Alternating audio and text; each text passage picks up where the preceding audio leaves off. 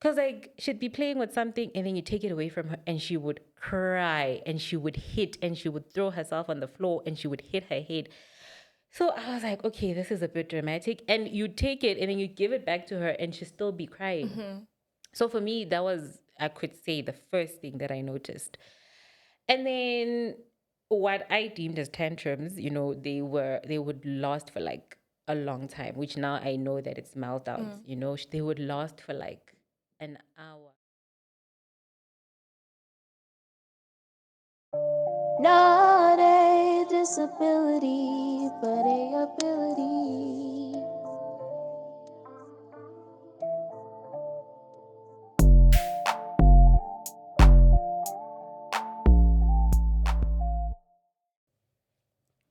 Hi, mummies and daddies. Welcome to Not a Disability but Ability podcast. I'm your host, Obonyiwe Liepile, mother to an amazing neurodivergent child. Today, I have a special, beautiful guest with me. I'll let her introduce herself. Hi, mummy. Thank you for honoring the invite. I know it was a very quick invite. And thank you for blessing us with your presence. So, can you please just give our viewers an idea of who you are, where you come from, just a little bit of your background? Okay, thank you so much for having me. First of all, Bongiwe. My name is Lunga. I am from Soweto, Dobsonville. I am also a mom to a neurodivergent child. She is 8. She is my first child. And yeah, I had her not fairly young, but I felt like I was ready to be a parent, and I really love kids. That's one thing about me also. Like growing up, I'm the last born of 4 kids, and then on my dad's side, I'm the firstborn. So that is a weird dynamic. But yeah, growing up, I had a very typical chilled childhood. Growing up, I was very outspoken and outgoing as a child, and then something just changed, and then I became very reserved, very introverted. So I grew up just being a very chilled child, very relaxed, like being indoors. Yeah, but like I say, typically went to high school. After high school, went to varsity. After varsity, started working, and then that's when I had my first child. Yeah. So your child, Ikama, like what's the name of your child? Oh, Inganati. Inganati. Yes. So Inganati is she the only child that you have Yes. currently? Yes. She is. Okay. So now let's take us on the pregnancy. Well, how was the pregnancy? Like, was it a good pregnancy? Was it a stressful pregnancy? And all of that. It was an amazing pregnancy, honestly. Like at work, I remember they used to joke and they were like, "Are you sure you're pregnant?" Because I was never sick, never had morning sickness. Even if I had nausea, I'd have it for like a couple of minutes if I've been standing for like too long or it's hot or whatever. But I never had issues. Like it was an amazing pregnancy. I think I also started showing because I was doing my internship at that time. So I had not told my mom, I had not told my boss. I was basically hiding my pregnancy. And I remember when I told my manager, she was like, "Are you sure?" And, she could not believe it. And it was an amazing pregnancy, never showed, never had signs. Like every time, I remember when I used to take pictures from like the face up, people would never tell that I'm pregnant. Like I never Wow. had the typical big Yeah, big nose or nose. whatever, nothing. Like my pregnancy flowed. I never had stress. It was a fairly nice pregnancy. And then went for checkups. Everything was fine. The doctors didn't pick up anything. Went for the regular clinic visits where I used to get like vitamins and things like that. And they also used to check me, and there was nothing. It was a fairly great pregnancy.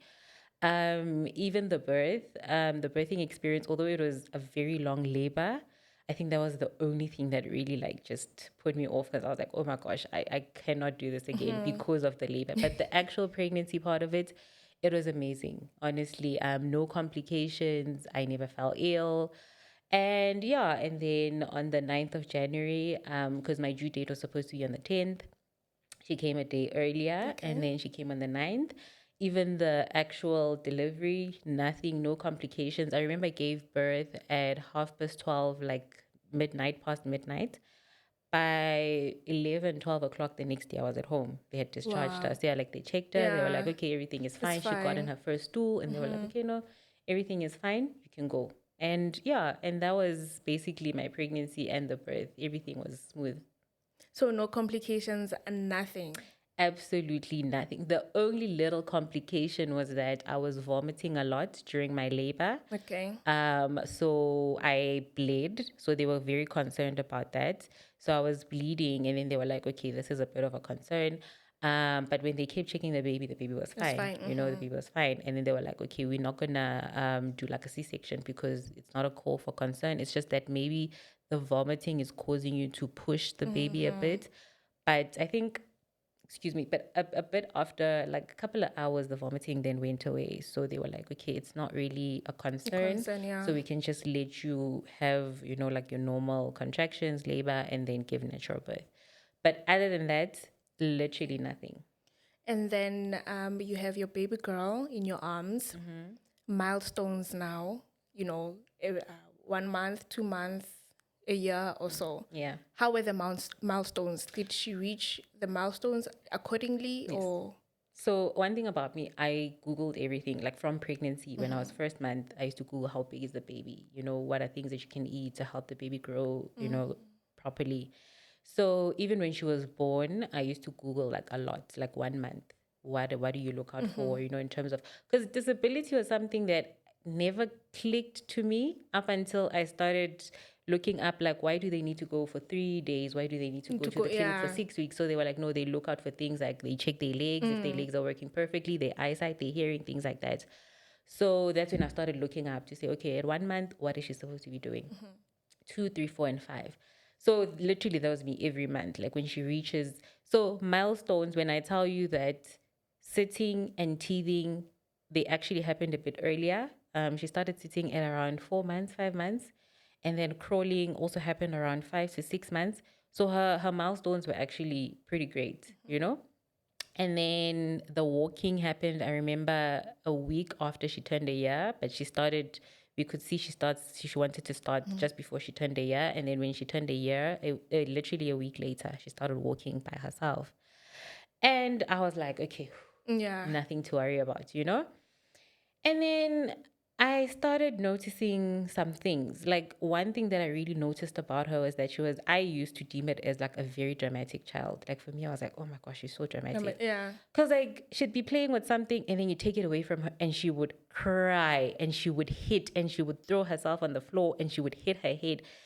So I was like, okay, this is a bit dramatic. And you take it and then you give it back to her and she'd still be crying. So for me, that was, I could say, the first thing that I noticed.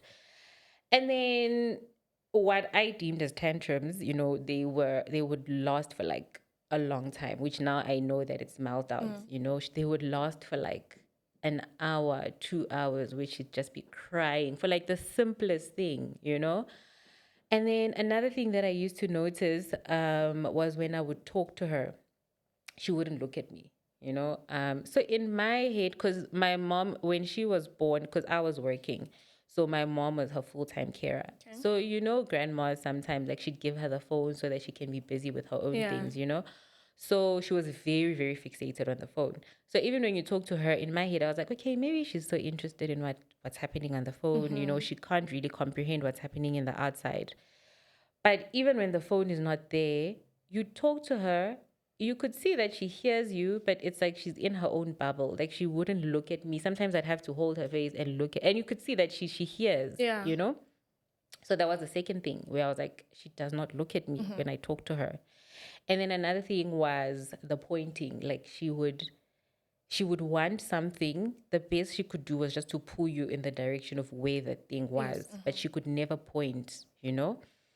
And then I think obviously the final thing that made me really, really concerned was the speech, because now I was like, okay, she has to know certain things. Like I remember she was a pacifier baby, so I was like, okay, she has to know the name of this thing because she likes it.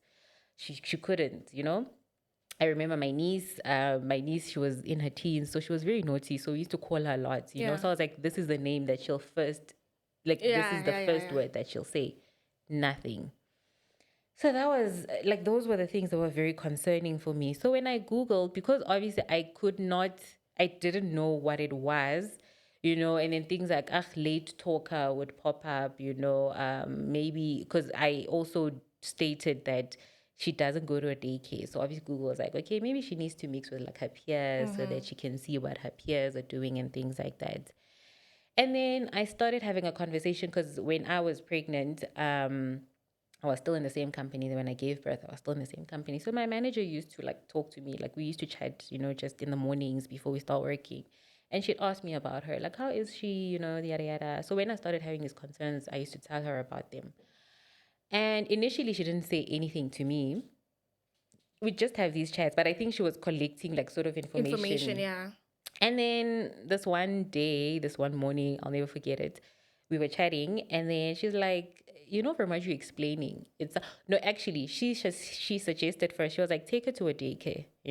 Maybe being alone and things like that. And I was like, okay, actually, I was thinking about it, so I might as well do it. So when she turned 2, that was in 2020, just before COVID started. So Jan 2020, I took her to a daycare, but I had already obviously suspicions, Yeah. and then just as she started, my manager then said to me, listen, not to alarm you or anything, but from what you're telling me, it sounds like your child has autism, right?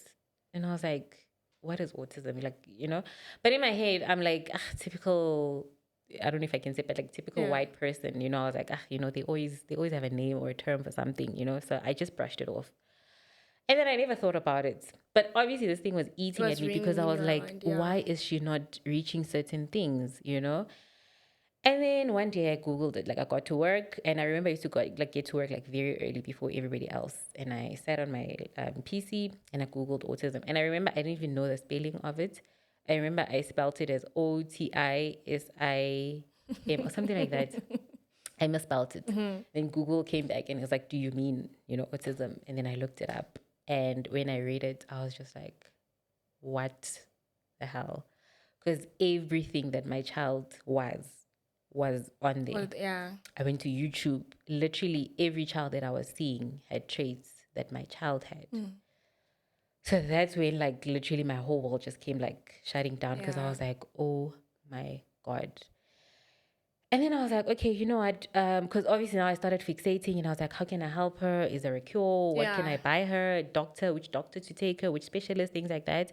And then I was like, okay, first things first, let me first take her to a daycare and see if mixing with other kids is not going to help.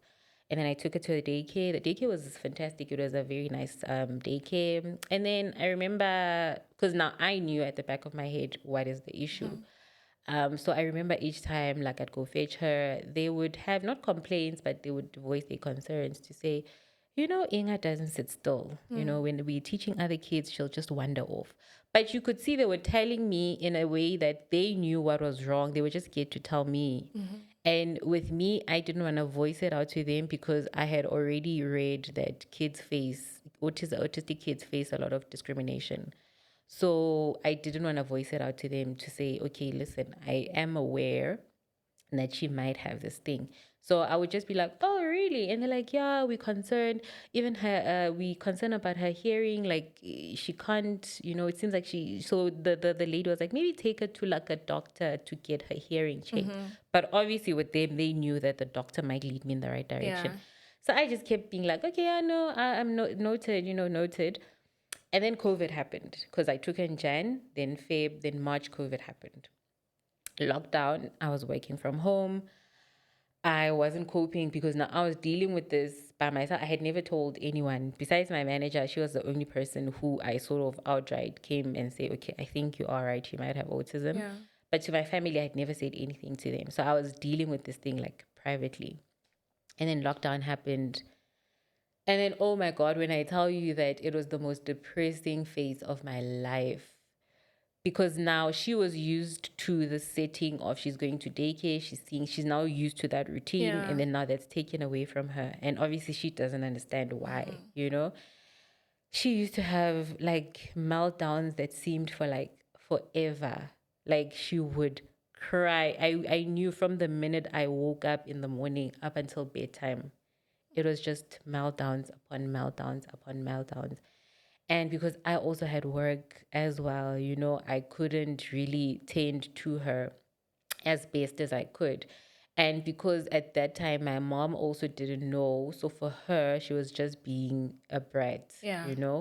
And my frustration also came from the fact that yes, I hadn't voiced it out, but I was like, just a bit of help because I'm working as well, So yeah, and I think that change also made things worse for her as well, because of she just, oh my god, it was bad, it was bad. And then yeah, and then lockdown sort of Eased out. eased a bit, and then work wise I wasn't coping, so I then decided to resign because I was like, I cannot handle this is like a lot for me. And then towards the end of 2020, I still hadn't taken her anyway. Because I also didn't know. That's another thing in South Africa, is that you just never know where to go, especially in terms of like when you don't have medical aid and things like that, like the government, you'd never know where to start. So at that time during 2020, I honestly didn't know where to start because I wasn't working at the time. So I knew that taking her to like a GP or a specialist, I could not afford it. So I set it out and I was like, okay, you know what? I don't even know where to go. But I Googled like ways to help her. Like even on the phone, I'd download games that they would say would help with like language and spelling and speech and things like that. So that's what I did. Basically, I downloaded games. And then I Googled, like researched, what can I do at home just to help her. So those are things that I did during the course of 2020. I never took her back to the daycare. So during the course of 2020, that's the thing that I like. Those are things that I did. And then 2021 started, and then somebody, I can't remember who, then told me to say, okay, listen, the first step that you can do is take her to a GP, like at a clinic, and then obviously voice your concerns, and then they'll also physically, examine her and see if your concerns match what they are seeing. So yeah, so that's what I did. First step was I took her to a GP. Obviously, the GP could also see like hyperactivity, aggression and things like that. And then yeah, and then I followed then with the checking of her ears, and then taking her to a speech, and then taking her to a OT, and then finally taking her to a child psych. And then that's when she got diagnosed. And then when you're saying that you started noticing like the symptoms and stuff, how old was your baby girl? She was, because now the speech, when I Googled, her speech was supposed, by a year, she was supposed to be picking up on words, not sentences, just A word, words. yeah. So that's when I started picking up when she was a year. Okay. Yeah. So she actually struggled with speech from the word go. Yes, she never said anything. Anything. No. Okay, you see, with my child is different because he used to speak. Oh, is it? Yeah, and then he regressed. Oh, he when he was regressed. 2. So you see that I was just trying to let to people that it's different. It's different. Yeah, It's a with every spectrum. child, it's Yeah. different. Yeah. So now you get the diagnosis. How old is the child? She was 2.5 because she got diagnosed in 2021, June. So she was 2.5. Okay, so you are there, you're getting the diagnosis. Of course, you knew deep down, in your gut as a parent that my child might be having autism. But it's actually different when you get the confirmation of 100%. actually, yes, it is autism. Take me on your thoughts Yo, that day when you got the official diagnosis and your emotions also. What was happening? oh my God. Like that day was I don't even know, because every time it's the worst day of your life. Like, But I remember on the day we went, and then even getting her into the child psych room, I remember she was screaming. Like we had to hold her like hands and feet because she didn't want to go in. So that alone, I was already like very emotional. I wasn't okay. And then we got in, but because she's experienced with kids, she allowed her to calm down and for me to calm down. But I remember I was crying like during like the first like 10 minutes, and I was crying, crying, crying. And then I calmed myself down, and then we had the conversation, take me through her milestones, and then yeah, and then she was like, okay, even observing her, I can see that she does have autism and she has ADHD. And I think for like a good 15, 20 minutes, I cried. Like I was crying. Like, And then she just allowed it, but I was crying. And like you're saying, at the back of my head, I knew, but hearing somebody else saying it, and her taking me like through the challenges that we might face, that we might come across, it started becoming a reality. Yes, it was reality before, but like I say, hearing somebody who specializes in this thing, telling me the things, the challenges, um, it was very hard. I don't want to lie. It was very, very hard. Like I remember even on the day when I got home, I had a panic attack. Like I cried so much to a point where I couldn't breathe. Like I literally couldn't breathe. And it was just me and her. Like there was literally nobody else that I could, talk Tend to, to, or, it was the hardest day of my life, honestly. And I remember she was sleeping and I was looking at her and I was like, what kind of life is she gonna have? What kind of life am I gonna have? Like what challenges are we going to face? How am I going to face those challenges? And at that time, because I was unemployed, I was like, I can't get the help that I really want to get her, in terms of like occupational therapist, because in the government, like the clinics in the government sector, you get one appointment now and you get the next one in like a month and a half or 2 months, and when I Googled, they were like, intervention needs to be as yeah. frequent as possibly can be. So for me, obviously, it was that to say, I can't help her to like the level that I want to help her at. So it was a very, very hard day. I don't want to lie. Like you start thinking about the future. You like, how is she gonna? Because I'm not gonna be around forever. How is life gonna be like for her when I'm not there? Because I'm the only person that I felt would be able to tolerate each and everything. Other people won't be able to. So it was very tough. I don't want to lie. Very, very tough. Yeah. Okay, so it sounds like you went through the grieving stage. They say that after the diagnosis, we go through the grieving stage where we grieve the child that we thought we're gonna have. 100%. So, who is supporting you at that time?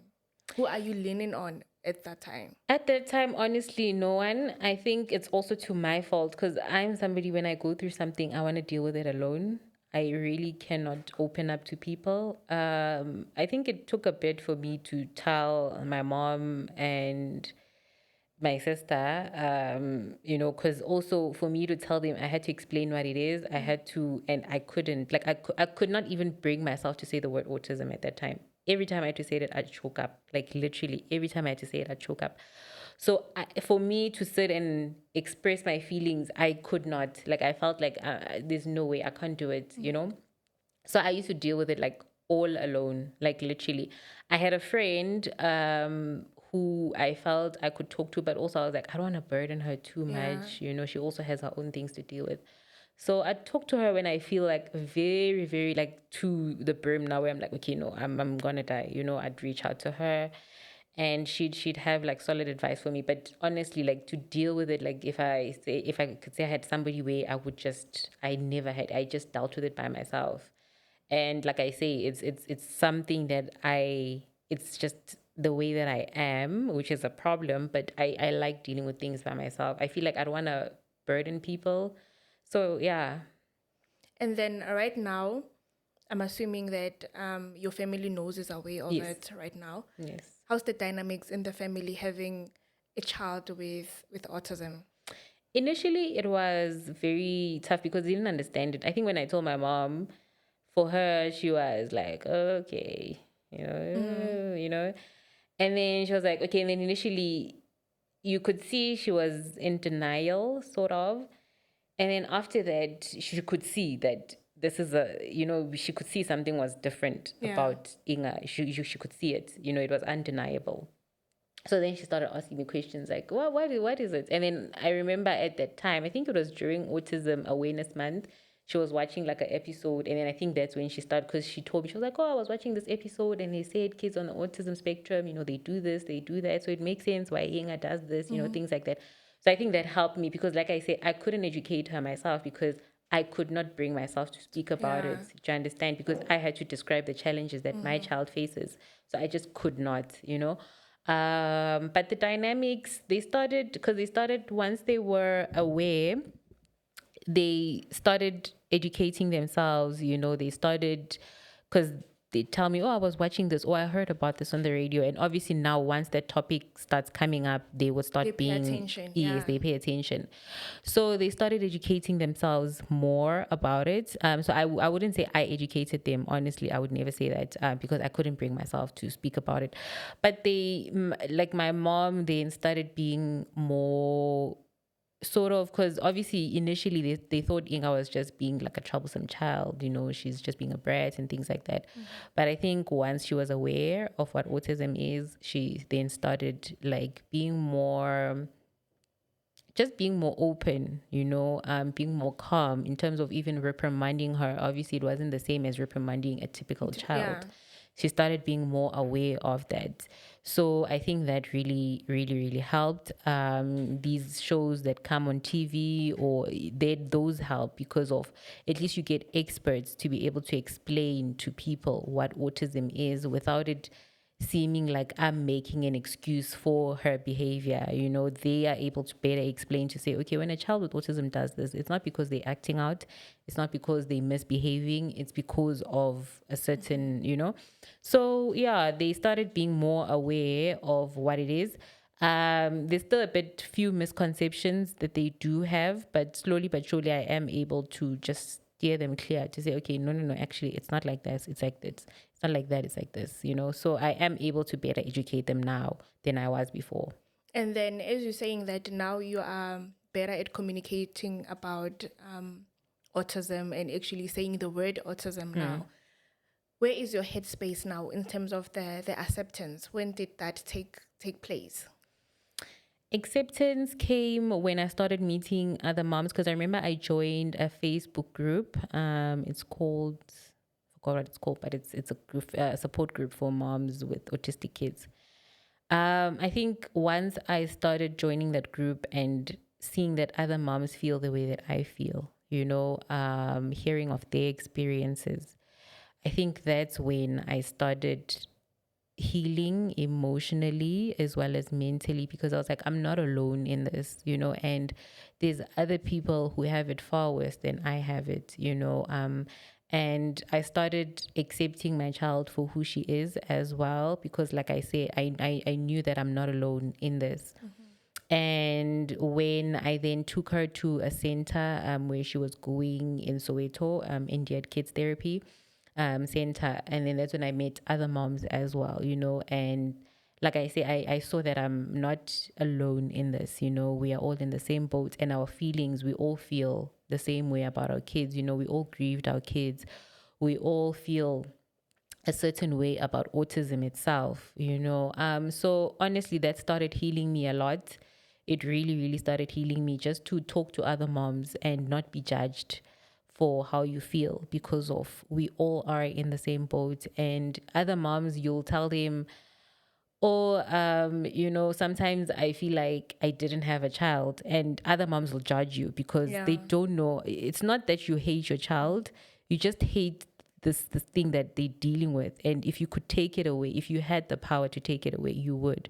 But obviously you can't, and I mean, emotionally and mentally, you're dealing with something that you had never prepared for. So certain emotions are bound to come up, and like I said, other moms who are in the same journey with you, they know when you're saying that, it's not you saying you hate your child. You're just feeling a certain emotion at that time because of autism, not your child in particular. Yeah. So, like I said, joining that group and actually meeting these other moms, it really, really helped me a lot.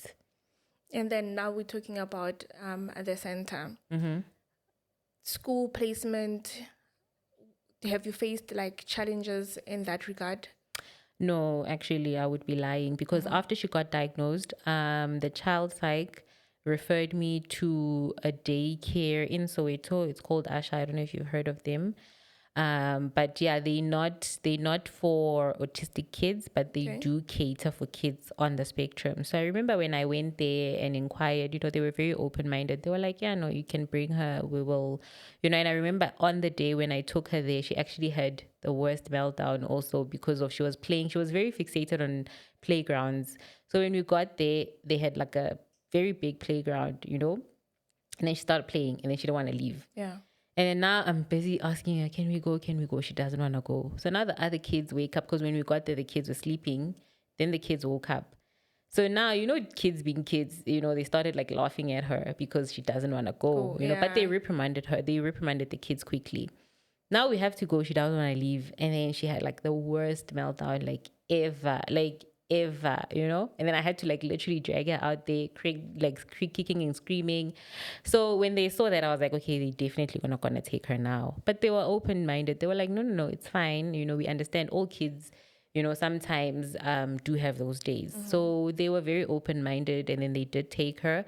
But then the center opened up, and I was like, okay, I would want her to be in a more autistic focused center, Okay. So that's when I took her out from that daycare into the one in Dobsonville.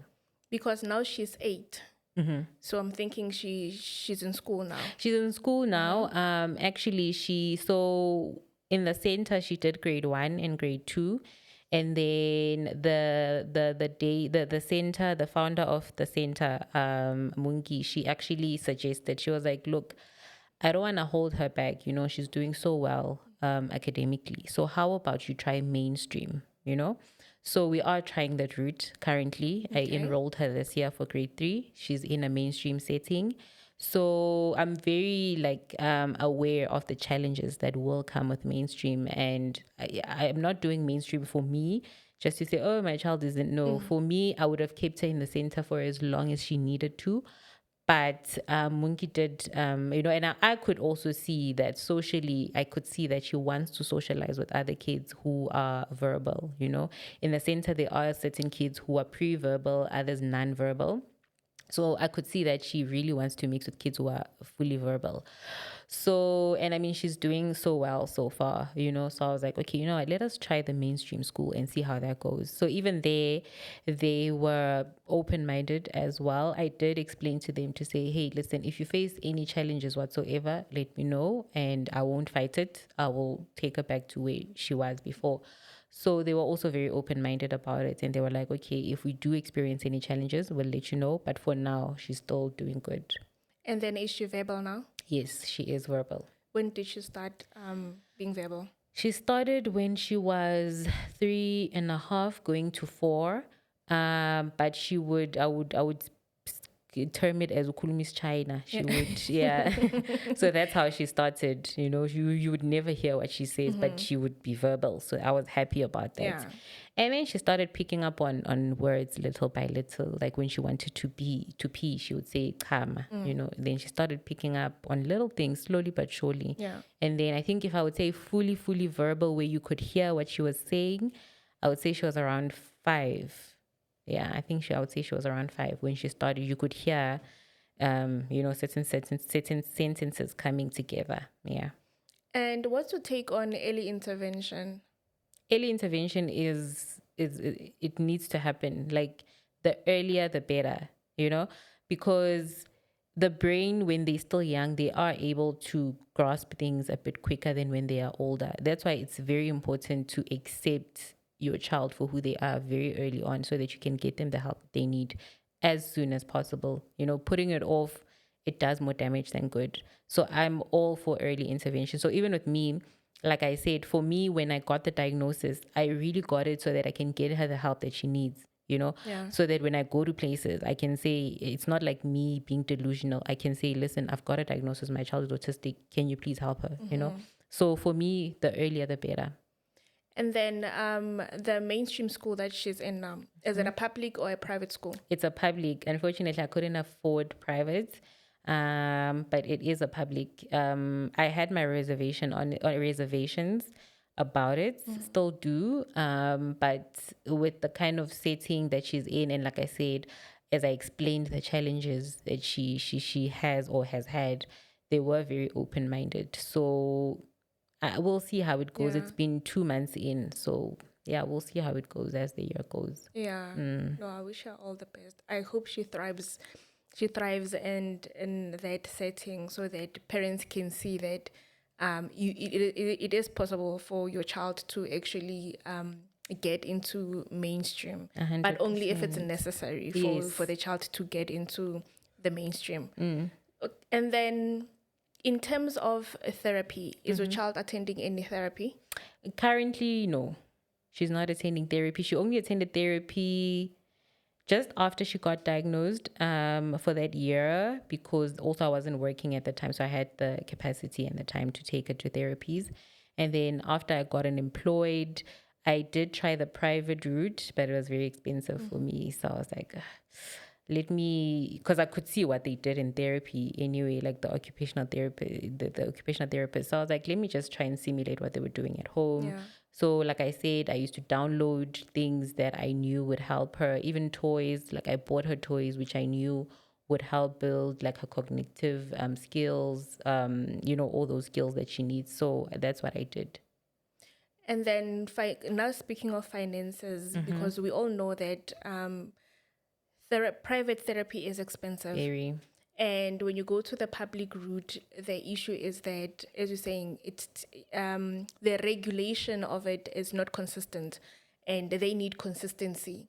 You need to make sure that your child actually in a month, at least two therapists, he or she is seen by two therapists, either in occupation, speech, or ABA, whatever that your child is in. So while facing that challenge as a parent, what would you say in terms of the finances now has been your biggest issue? In terms of affordability, Yes. or I would say affordability, honestly, because like I said, even medical aid apparently doesn't, like, not a lot of medical aids cover it, right? And there's so much that you also need to cover in just despite therapy as well. There's so much that you need to cover for the child. I mean, there are parents who take their kids to, like, because daycares alone, they cost between, like, good daycares that cater for kids on the spectrum, they cost anything between 3 to 4, sometimes up to 9,000 rand, So those are daycares that cater for kids on the spectrum. Then it's therapies, then it's medication if they are on medication. So it's so much. And I mean, our government, they do subsidize us with, like, in the form of, like, the grant, the care dependency grant, but it's not enough. It really, really is not enough. So I think as a country, we can do better in terms of, like, supporting parents, of kids on the spectrum as far as support is concerned, because of we are really struggling financially, to cover just the basics. It really is a big problem. So with me, like I said, there's so much that I needed to cover, which it wasn't enough. Yes, I got the care dependency. It did help a bit, but along the way, I saw that it's not sustainable because there's also so much that I needed to do for her as well as myself. It's even worse if you're not working. Like, if you're not working, it's really, really impossible because of its fees, its therapies, its medication. You're trying all these supplements and vitamins, so there's a lot. So, and it's very hard on, like, us parents financially when it comes to taking care of our kids. Yeah. And then is she on any medication? Sorry? Is she on any medication? She was on Risperdal. No, Ritalin. She was on Ritalin. For me, honestly, when she started it, because after she got a diagnosis, then the child psych prescribed medication for her, Ritalin. Because of the hyperactivity, she was like, okay, this will help her calm down. So she started on a very small dose, and then it helped for like 2 weeks, and then after that she went back to being, a bit hyperactive. And then we went after a month for a second checkup, and then she increased the dosage. So for me, like, my child has always been a bubbly child, like, she had that personality about her. On the medication, she was almost zombified. Like, you could see there was, like, something. I just could, like, it broke my heart. Yeah. Like, it really broke my heart, and it's not to say it's not going to work for everyone. Like we say, autism is a spectrum, right? And what works for one child won't work for the other. Parents who are giving their kids medication, like I say, parents, what is best for your child at the end of the day. Obviously following professional advice, but what is best for your child, and you need to follow what you feel is best for your child. So for me, it really took away her personality. And I was like, okay, fine. The ADHD, the hyperactivity, it is a lot. It is draining.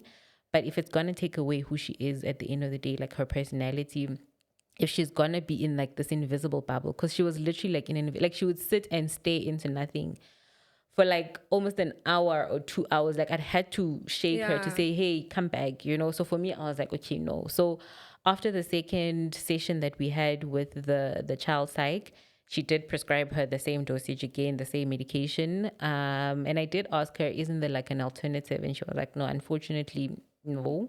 So I was like, okay, no. I gave them to her for like maybe a week or two, and then she was still in the same state. And I was like, okay, no. So from there, that's when I took her off, and then I went sort of the natural route. Like I used to buy supplements from like Discam. Those were the things that I was giving her. Even now, like for concentration, I'd give her, these vitamins. So that's what I'm doing currently. And how are the meltdowns now? They fairly went down. She's able to regulate like her emotions. I'm able to talk her through like how she's feeling. I'm encouraging her to be very vocal about how she's feeling. So if something upsets her, she still does have meltdowns and she still has aggression a bit. But like I say, I talk her through like her emotions. I allow her to just let me know how she feels. And it's honestly it's working a bit good, if I can say, for now, because of she's not like, even at school I haven't gotten any feedback to say maybe she's hit another child or she's aggressive or things like that. So I would say that it is kind of working. And what's your take on discipline in terms of your autistic child? Do you believe in discipline? No, even with neurotypical kids, I'm very against hitting kids because of Not hitting kids, discipline. discipline. Can you define discipline? Just Correcting a wrongdoing. no, I'm for that. But you need to speak to a child and Yeah. explain why that thing is wrong. Even with autistic kids, because I feel like autistic kids, as much as we think they are not aware or they can't hear or they don't know, they are. And if something is wrong, they need to be aware to say, no, this is wrong. Don't do this, but obviously not shouting so that they know, because I feel like we let them get away with a lot also because we're like, oh, but they're autistic. Because even with my mom, like I'll tell her and I'll say, hey, listen, yes, she's autistic, but we need to reprimand her. If she does something wrong, she needs to know that this is wrong and she can't do it because of, we'll let her get away with this behavior and then it'll come back to bite us because of, now when she's grown, you can't reprimand her. She does all these things. There's no way to, because now she knows she can get away with anything. True. So I'm all for it. Yeah. All for That it. is why I'm asking, because I've realized that a lot of parents tend to use the autism as an escape to not discipline their child, and now the child is growing up learning bad behavior. Now I don't know why our kids are becoming giants for some weird reason. All of them. All of them, so they're just strong. becoming so strong and so big. And I'm like, how will I handle this when now they are grown? And also we mustn't forget that we are actually raising. Now she's a kid, yes, but she's going to be someone's girlfriend, someone's mother, someone's friend, someone's sister, someone's aunt, in the future. Yes. So the type of discipline needs to be aligned with that, So that is why 100%. I'm asking you, because I've realized that most parents tend to let the child get away with everything and then just use, no, but they have autism. No, but she's autistic. No. And No, I'm for it. Because even last week, she broke her phone because we were fighting because I said she must change her pajamas. She didn't want to change her pajamas. Then I wanted to take the phone. Then it slipped and fell on the floor. Then she stepped on it. Like she stepped on the floor, on the phone angrily. I took the phone away. I took it and I was like, you're not going to get the phone up until you acknowledge what you did wrong and you apologize and you realize that what you did was very wrong, because of, we can't be giving you phones and you smash them and then you get another one and then everything is fine. Yeah. So I think she stayed for like 3-4 days, not touching it. And for her, that was a big punishment because she cannot survive without a phone. one. She cannot. So even with my mom, because my mom would give her like on the slide, and I'm like, no, don't do that. She needs to realize what she did was wrong. She can't just go around tramping things and trashing things and then everything is fine. No, she needs to be disciplined. She needs to know that when you do wrong, a certain privilege would get taken away. And that's how life is. You can't go around messing things up and then think life will be okay. Yeah, true. So what advice would you give a parent now who just received a diagnosis? Or let's start with a parent who is suspecting that the child might have autism. What since when you said that in your what's this? In your story, you didn't know where to start. You didn't know where to go. So here is a parent now also watching this. I'm like, I think also my child might have autism, but I also don't know where to start. So how would you advise? My advice would be first things first. Like I said, the support group really helped me with a lot of information. So mingle with other mummies who have kids on the spectrum. If physically you don't know them, there's platforms like that. There's TikTok nowadays. A lot of parents post on their journeys. So I see a lot of parents do start on the support group asking questions. That is the perfect place where you can get information, especially in terms maybe even in the area that you are. You can even get recommendations of like good doctors that you can go see. So that is the first step. Second step is acceptance. The quicker you accept the possibility that your child might be on the spectrum, the better that you will be able to deal with it. 3, don't listen to anybody else who does not have experience with this, whether personally or professionally.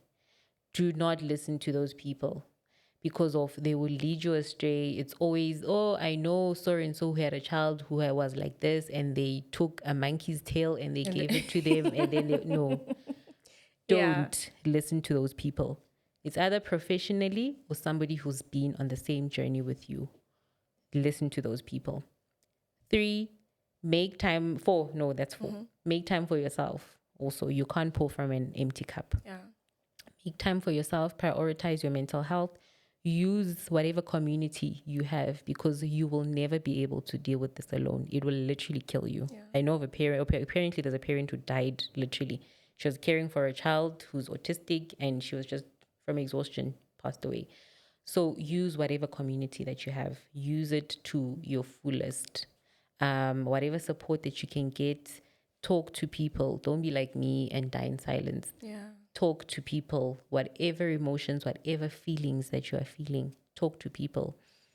Another advice that I would give is get help as soon as you can. Don't sit in denial. You sort of delaying the inevitable is only detrimental to your child, because the sooner you get the help, the better it is for your child. And don't isolate your child. A lot of people hide their kids from family, from the public. Be proud of who your child is. Yes, this thing is something that will derail you from, your parenting journey. You thought your journey was going to go one way. It's suddenly going the other way. But love your child. They are aware of a lot of things. You might think they're not aware. They are aware. Show them love still. They are still your child. Show them love them.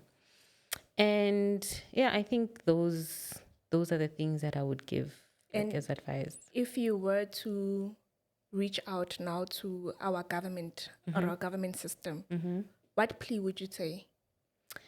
Honestly, I would say financially support us more.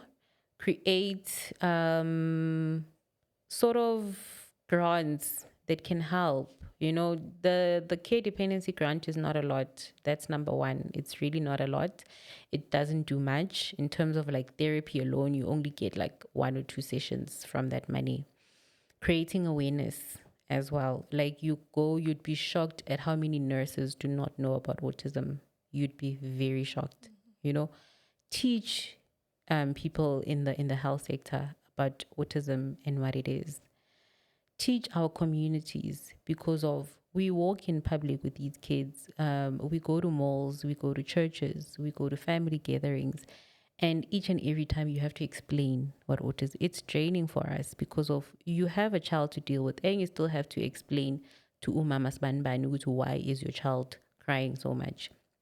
So educate people, put a lot of funding into creating awareness about autism and what it is, and let it not be a once a year thing. Let it be a constant thing where it's in people's faces. It's on TV, it's on radios, it's on wherever, where people know, because of now it's not a matter of a lot of kids have autism. It's just that now we are very vocal about it. Other people would hide their kids. Yeah. But autism has always been there. Akusi into yamanje. We feel like, autism into yamanje. No. It's always been there, and we didn't sign up. There wasn't a form that we filled in to say we want autistic kids. We were, these are the cards that we dealt with. We are trying as best as we can. So we don't want the next door neighbor or whoever being a burden on top of the burden that we're facing. Yeah. So creating awareness, honestly, those are the two things that I would say really, really would not fully help, but they would be a great start. So with these 2 minutes that we have, what future vision do you see for your child? Honestly, I'm a very big believer in my child. Yeah. And if you should hear the things that I tell her, tomorrow she'll wake up being a president. Yeah. But honestly, I want her to, because also with autism, you need to focus on their strengths. Yeah. More than anything. Yes, every parent wants their child to be a doctor. But for me, I want to focus on her strengths, and whatever her strengths are, I will build on that. Currently, she loves to draw. So I'm really, really focusing on that and seeing where that will take her, even as a career path.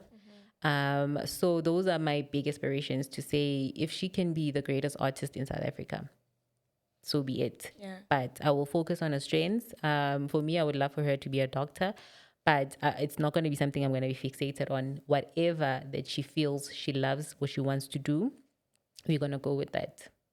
Okay. Thank you so much for joining us. Thank you for having me. And she was just an angel, guys. She is here in studio, by the way. She has been such a great angel.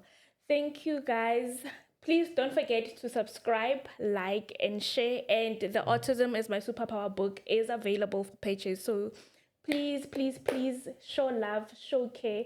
Know that we are trying, and know you parent raising a child with autism that you are doing the best you can with what you have. See you guys next time. Cheers. Bye. Bye.